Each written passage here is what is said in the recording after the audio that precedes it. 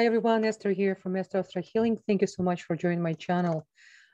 Today we're going to discuss about the upcoming week, which is from January 9 to January 13.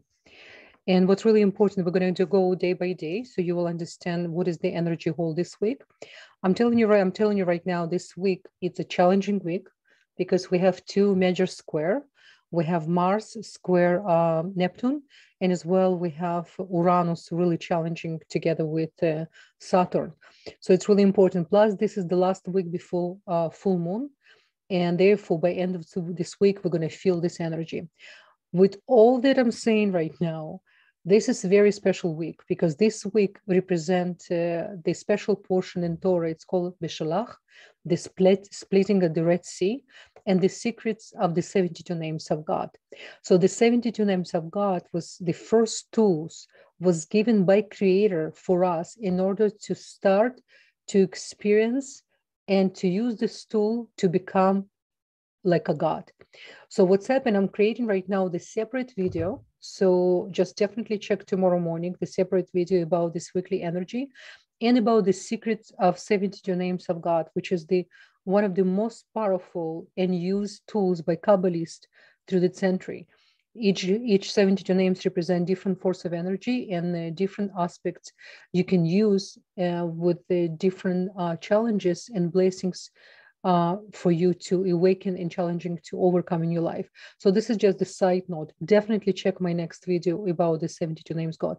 Why I mention right now, no matter what's happened this week, at the same time, we have most powerful, unbelievable energy holding for us to prepare for this upcoming Shabbat Saturday. And we better be aware of that and prepare and to know how to deal with this cosmic energy and how to use the restriction and use the power within us as gods. Okay, so just side note. So tonight I'm making this video on Sunday, and it's January 9th. So the moon is still in Pisces. You can see my arrow, and I'm going to move right away for the Monday. So Monday, we start right away. We start off with moon in Aries. Remember, every time moon move from fire to water or from water to fire, we feel more intense energy than when it's moving from fire to earth. This is because it's two extreme energies and they create, so to say, short circuit. Okay, so the Aries, moon going to be in Aries. So we're going to feel more productive because moon in Aries will, definitely can push us some reactive system. On top of it, moon is going to in the same house right now, under same sign with Uranus. And Uranus, because it's the planet of masses, planet of sudden events, we're going to put emotions, feelings, and so to say hurt together what's happened really worldwide. So this is really the combination we will feel. Let's look at the Venus. Venus in Capricorn. And Venus really closer to Saturn. But remember, Saturn loves Venus. So it's not really the bad combination for Venus to be together in Saturn, because Venus can feel, so to say, more restrict, but in a good way. She knows how to behave because the Saturn, like a caring grandfather, like a caring prophet, really helping Venus to understand her much better. Okay, so this is not bad combination. Now, remember this week as well, we're going to have Mercury retrograde on 13, very important. So we're going to go there as well. Now we have, so Monday, it's okay day. Nothing really that major, except we're going to feel, different energy from the moon. And right away, I'm going on Tuesday, which is, we have January 11. Now, what's happening January 11, I believe January 11, it's energetically one of the most heavy days of the week, only because we really have Mars will have a square. You see the Mars over here in Scorpio, and it's going to have a square with Neptune, which is in Aquarius. So what's happened? This is really unique combination with Mars square Neptune, because really Neptune is represent two different forces of energy. It represents illusion. It can really create an illusion for us about reality and bigger picture. But at the same time, it's still helping us to produce more love and to be more artistic and more creative. Now, when it's square by Mars, we're going to be pushed to be a little bit more rude and as well to think to conflicts when usually we have much easier time to restrict. This combination will make even those of us who holding will really want to speak up. So just remember, don't impose or add oil to the fire, what's happening right now in cosmic energy. So I'm speaking always to you guys as a really high spiritual being, as a spiritual warriors who always need to come back and connect to the bigger picture and to understand everything what we do, everything what we say, especially those of us who's trying to be spiritual and study spirituality. We have higher level of responsibility, because every time when you receive extra knowledge with wisdom, you right away rank yourself to the level of the higher responsibility. Okay, it's really, really important to remember. Now, Venus, sorry, my apology, I said about in the beginning of my video, Venus in Capricorn. No, Venus, it's in Sagittarius. It's Mercury. I already feel the Mercury retrograde. It's Mercury in Capricorn. So what's happened with Venus in Sagittarius? Venus in Sagittarius, she feels, I would say, because she's, thank God, she's not challenged here by anything, but she's together with Sun. And what's happened, Venus actually this week, some astrological school call her burning Venus. So the whole week, because Venus is so close to the sun, she's basically under the sun, she's becoming almost like invisible and burning. So this week, it's challenging to anyone who have very important a planet combination Venus in the chart. If you Taurus or you Libras, or you have a Venus in very important place, maybe you have Venus in the first house, maybe you have Venus in the seventh house. And especially for female, anyone who represent female energy will feel this week a little bit low energy and feel they don't have enough support. Maybe your husband not giving you the compliments you were looking for, your own children, you suddenly feel more sensitive and more hurt. So again, guys, my apology. Then I said I just mixed up with Mercury. So Mercury, it's in Capricorn, and Venus in Sagittarius. And remember, I was looking at Venus this morning. I was working with somebody with the chart, and I was working on the progress chart. And I just realized, my God, Venus really burning the whole week. She's going to be so close under the sun. It's going to be until 16.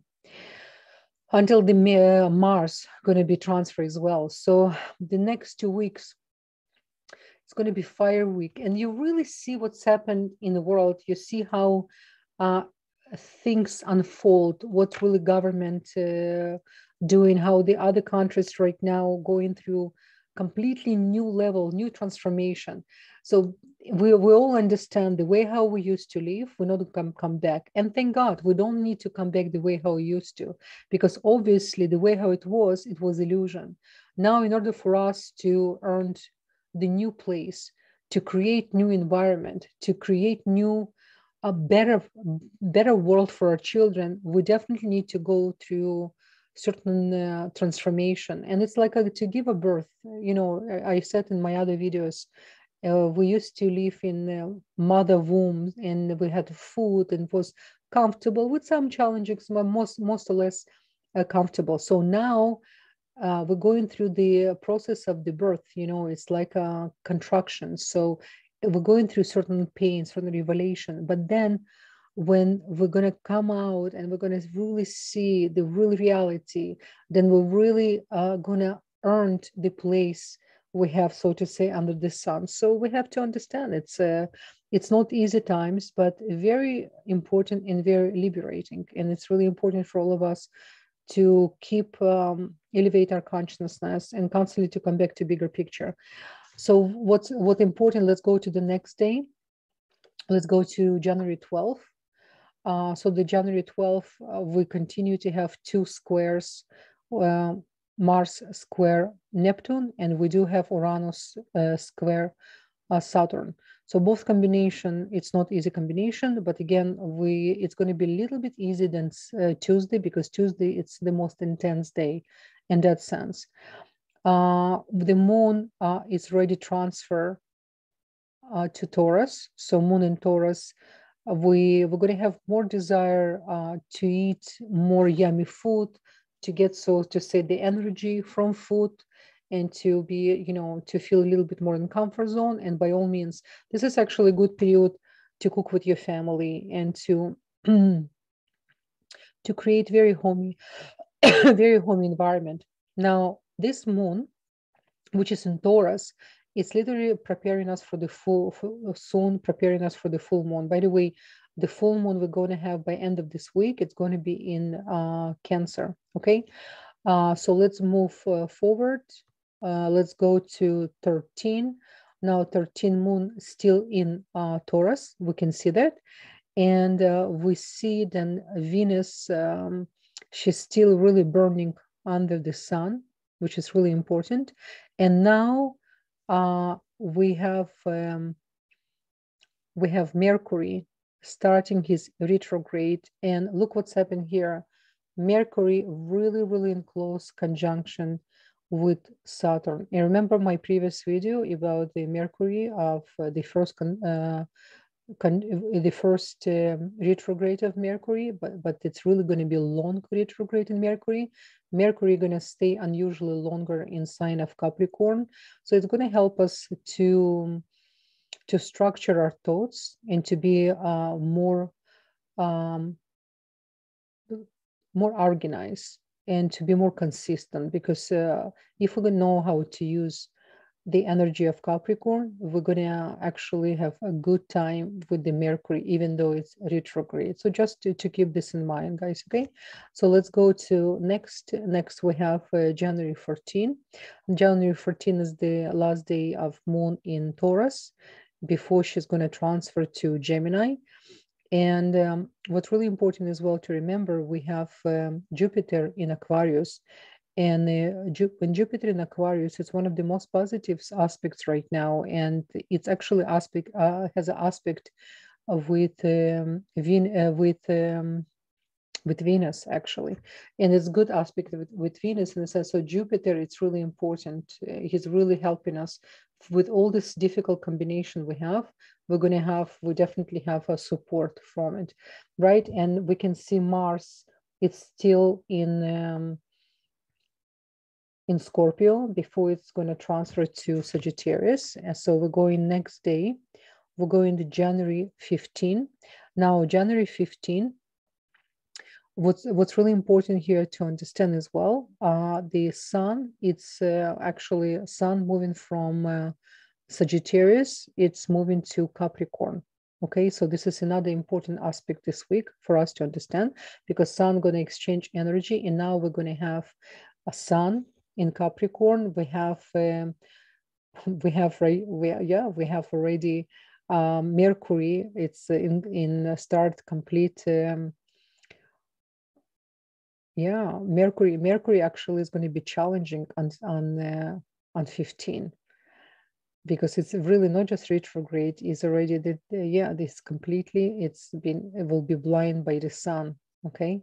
So it's really, really important for us to remember that. So, but as I said in the beginning of this video, this week, we have to really know how to nourish our nervous system and not to let outside forces to project and to show a certain illusion. So we can actually activate a nervous system, and we have to be really smart this week, not to lose our sight and not to lose our not to create unnecessary environment, especially with our family. By the way, it's really, really important. Okay, because moon is in Gemini, and we're gonna go on January 16. January 16, it's really important because it's the last day for the moon to be in Gemini before it's going to Cancer, and then it's going to start the full moon. So what's happening here, we can see, we have by the way, don't forget, we have Pluto here as well. So 16 is a couple of things here I want to mention. We already have Mars moved from Scorpio to Sagittarius, very important. And I don't want to to bring like a bad news. It's not like it's a bad news, but for us to understand what we have Mars move to Sagittarius. We have Venus here as well. Plus we have Pluto with Mercury and with Sun and with Saturn in Capricorn. This is the combination when the government will try to take over, and government will try to, so to say, literally manage our lives, and we're going to be feel like we're hopeless, and it's almost like we need to fight for our existence. This is how it's felt, especially with Venus burning and Mars. Don't forget, Mars is soldier. When Mars in the Sagittarius, it's becoming like a righteous soldier. So we need to be, and Mars as well represent police officers, it represent army. And it's interesting because people who's right now in army, in as well in the police force, you can see some of them actually really standing against what's happened, and they live in even forces because, you know, when you're going through so many incarnation and you did certain things, suddenly in this reincarnation, you saying, your soul literally saying to say to you, enough, it's enough. This is the time when I really need to stand from what I really feel it's right, what I know it's right thing for humanity. And this is why you can see people who part of the police officers or army forces, they live in right now, and they really on support of the humanity in people, what's happening. So it's really, really important to understand. And last thing, again, I want to mention to you, because of the Uranus in Aries, and Uranus still, you know, challenged with Capricorn. It's not the thing, Uranus represents really masses, and Capricorn, it's represent government. So government, it's an illusion of the strong position, and it's going to continue literally by the end of the March. So we need to be prepared to be, so to say, in this energy force when we're going to see government will show like they in charge, but it's all illusion. By beginning of June, I will make after another videos, there's going to be so many amazing aspects, which is going to be so many new revelations. You will be surprised how many leaders suddenly will lose their positions and be exposed to certain information we never thought it can come out in such a reality. Okay, guys, so this is important. So I hope this information can help you. Don't be disencouraged, opposite, because you have this information, because you know what's happening in the sky, and stand to feel hopeless or feel you know, a little bit overwhelmed, especially with your nervous system. Now you know what's happening in the sky, you need to be in charge. And because this is such an important week, this is the week which is represent the 72 names of God. And remember, in the upper level, there's no time, space, and motion. Everything what's happened before through the history, the cosmic energy coming back, return. And this Shabbat, this Saturday, we're going to experience the moment of the splitting of the Red Sea. And what is the splitting of the Red Sea? I'm going to explain in my next video. It's all about mind over matter. It's all about how to really trust in creation, and to have such a certainty, to have to be so focused with your spiritual work. No matter what's happened, you're going to be unshakable. You really know where you're going, and you know, end of the tunnel, it's only light. Okay, guys, so I wish you many, many blessings. And before I will let you go, let me move my mouth to 18. There you go. So on 18, we're already going to have a moon in Cancer. Yeah. And even the moon in Cancer, we're going to have on 17, already 17 is going to transfer evening to moon in Cancer. So it's going to be very special full moon. And by the way, when full moon in Cancer, I always recommend for you guys, if your mother's still alive, call your mom, send some flowers, activate a special cord connection with your mom, do meditation, do something special. If you cannot physically see your mom, definitely call. If your mom not alive, light the candle, talk to your mom, because moon in Cancer, I do believe it's according to ancients, opening special portal, which is almost like embryonic cord for you to connect to your mother, to the womb where you came from. Okay, so I wish you guys many blessings. Shavuot Tov, all the best. Bye bye.